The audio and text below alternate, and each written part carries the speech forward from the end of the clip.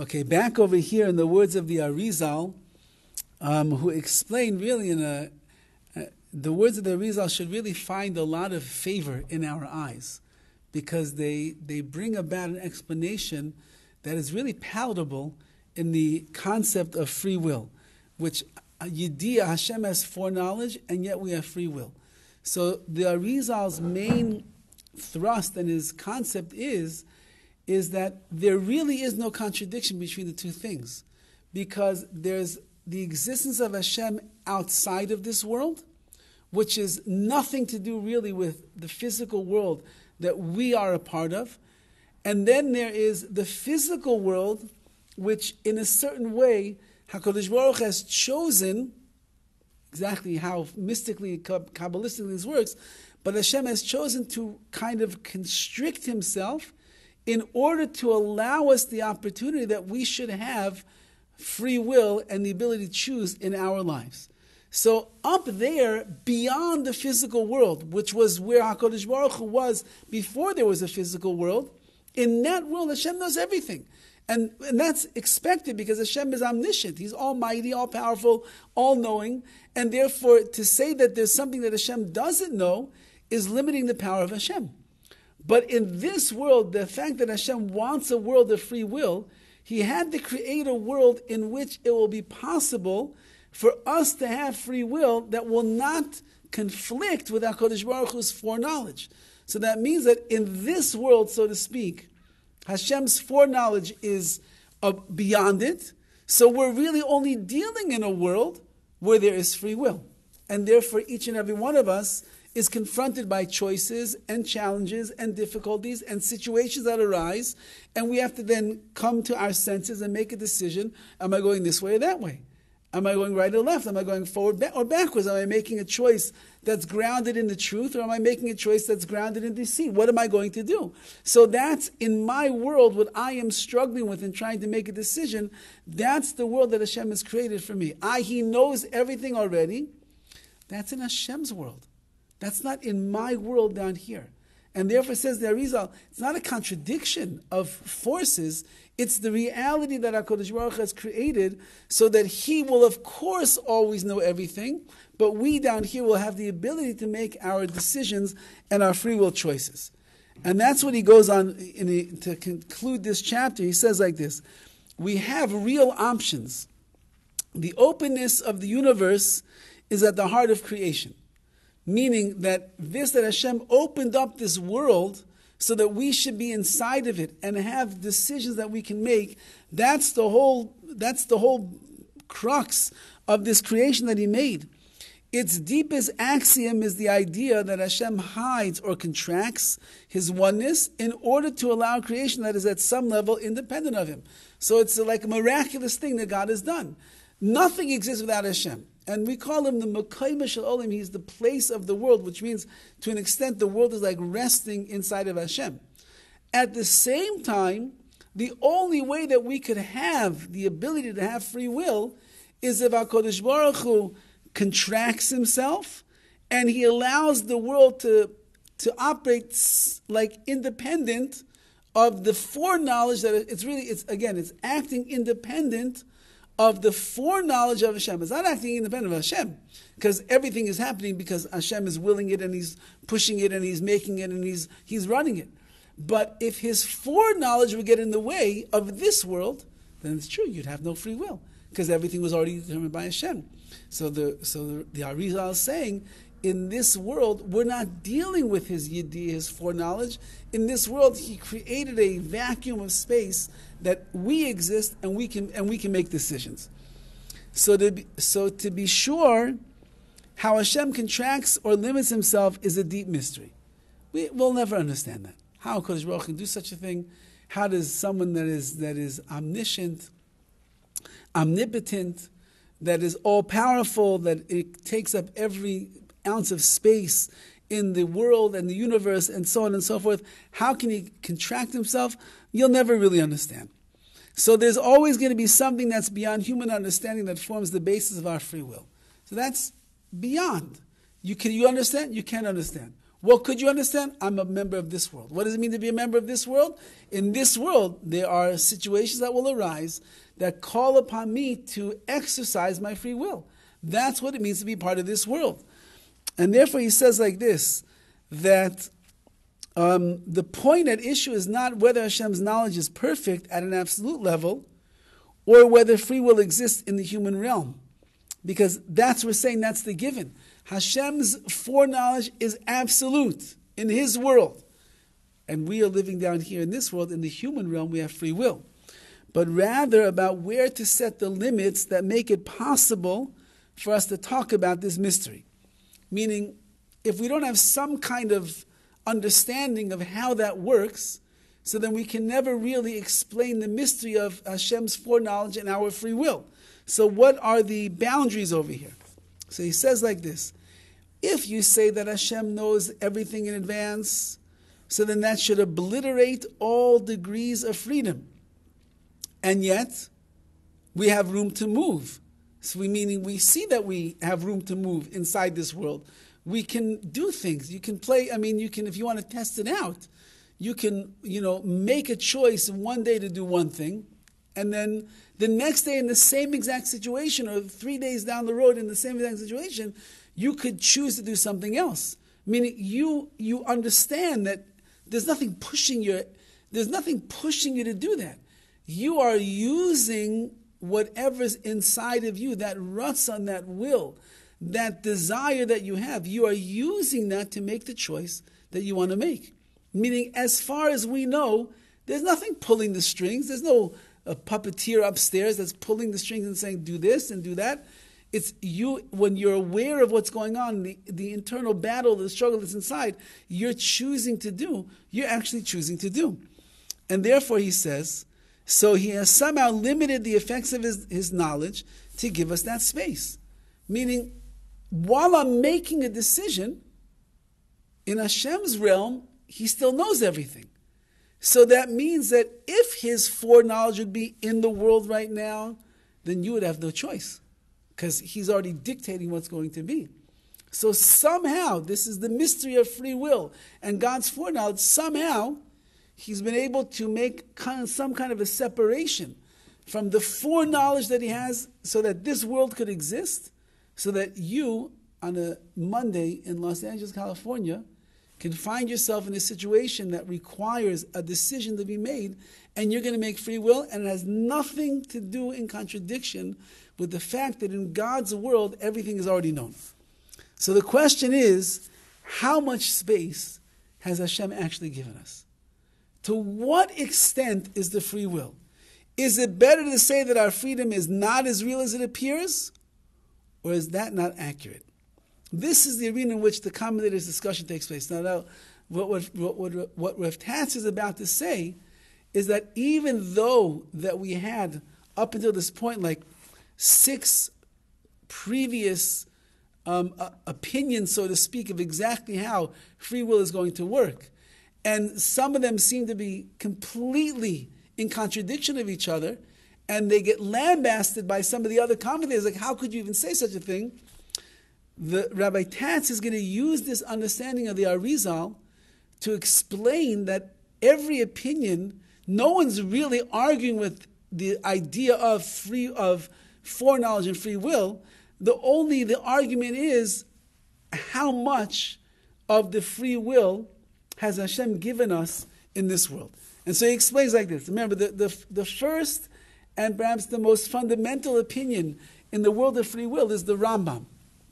The Rambam is the one who learns, at the end of the day, you're never going to understand the answer. But trust me, says the Rambam, Hashem knows everything, and you also have free will. And it's not a contradiction, and it doesn't upset your life, and it's not going to change the decision you're going to make. You have free will. That's how it's going to work. So the Rambam then is learning that since that we can't understand that higher dimension of where Hashem is transcending the world, so then we can only apply what we have in this world. And in this world, we all see that we have something called free will, BECHIRA, choice to make. And therefore, the fact that Hashem knows everything, not a contradiction to my actions.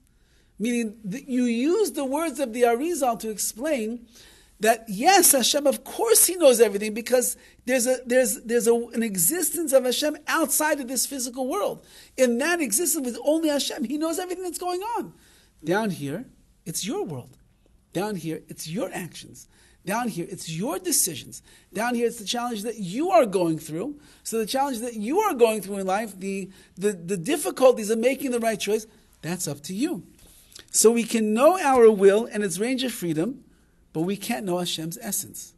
So I could see, and I could also see that if I make the right choice, I could see the beneficial impacts it's going to have from making the right choices, maybe on me, on people around me, on family, so on and so forth. If I make the wrong choice, I can see the negative effects that the wrong choice is going to make on me, on my family, on people around me, so on and so forth. I'm able to see all that. So I know my free will. I can even see the effects of my free will. Nevertheless, I can't know Hashem's essence. So how could I understand in my brain that HaKadosh Baruch Hu knows everything? But the concept that Hashem knows everything, that is already there. Because He's omniscient and omnipotent, so He has to know everything. How does it end, says the Rambam, it doesn't interfere with my free will. So that's like the general foundational, fundamental view of free will. And he's using the words of the Arizal to explain this. Now recall that the Rabbi and others, they made it sound like Hashem doesn't really know what's going on in this world. Otherwise, how could you have free will? If Hashem knows everything before it's going to happen, so then how could you have free will? So they explained it in such a way, so then it's HaKadosh Baruch Hu has chosen not to know what's going on in this world so that you can have free will. So the other commentators say, well, how can you say such a thing? Then you're saying that Hashem doesn't have total knowledge and doesn't have wisdom of everything. So he uses the Arizal to explain this as well. And that means they're referring to his conduct within the universe after he retracted his unbounded oneness and distanced himself from the world and our consciousness. So he's saying that what does the Ralbag mean when he says that in order for you to have free will, so Hashem has to be like He doesn't know what's going on? That means that since that we're in this world, in the human world, that's our frame of reference, that means that we, of course, have free will in this world, and the only way that it's going to work is because Hashem has constricted Himself and removed Himself in this world so that His oneness and His complete wisdom and knowledge and foreknowledge, that exists up there. So at the end of the day,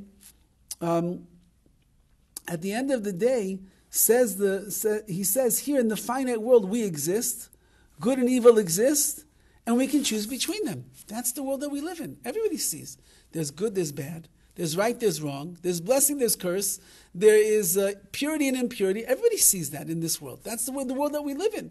So you want to choose this, you're choosing that. You want to choose that, you're choosing that. HaKadosh Baruch Hu knows everything. He also made everything in this world the way that it is. Why did He make the world the way that it is? Because the way that He made the world affords us the opportunity of utilizing our free will. So it's almost like the way the Rabbi Tatz wants to explain, it's almost like everybody's saying the same exact thing.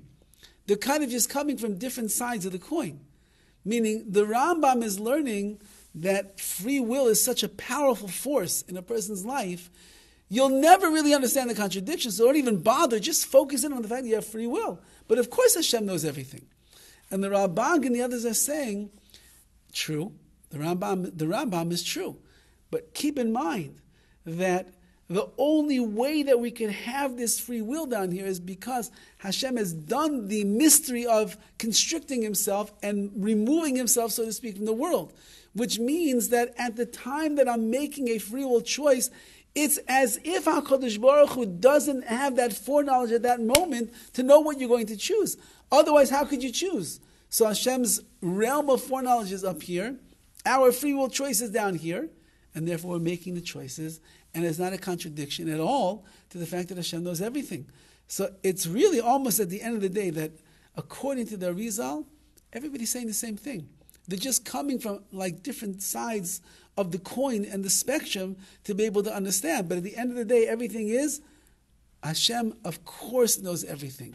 If you say that he doesn't, so then you're saying that Hashem is not all-knowing and all-powerful and almighty. So you can't say that. Otherwise, you're limiting Hashem's power. And we can't limit Hashem's power because he's everything.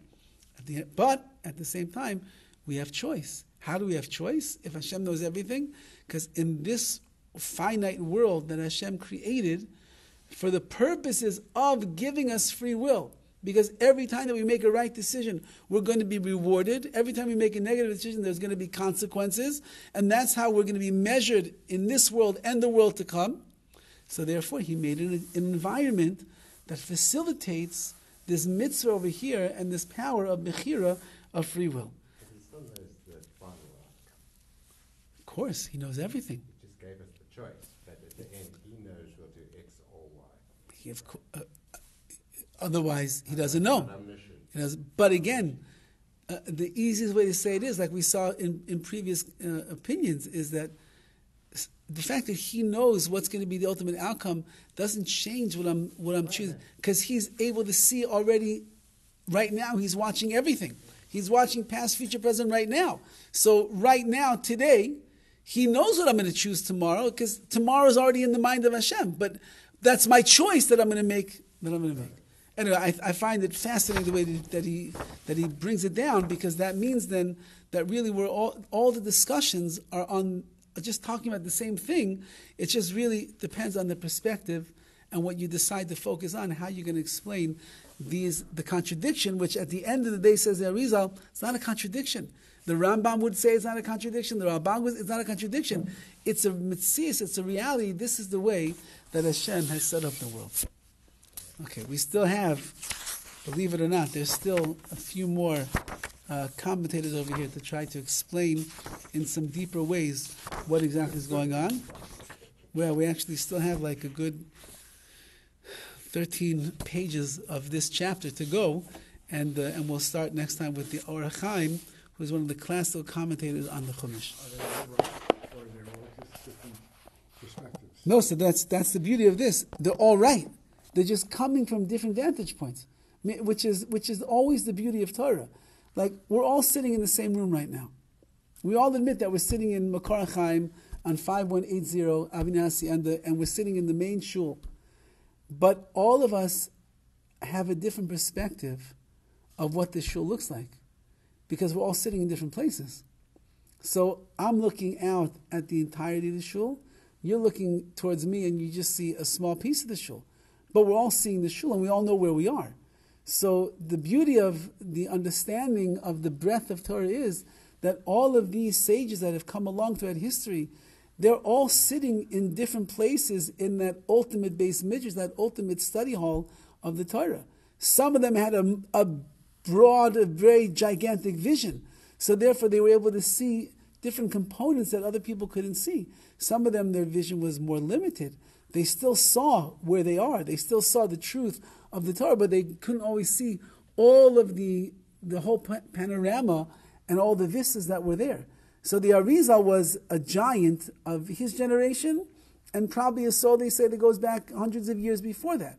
So therefore, when he sees everything, he sees that all of the commentators that are talking about, they're all really talking about the same thing. But if you understand it like this, the way that he's explaining it, then everything begins to fall into place. Thank you. You're welcome.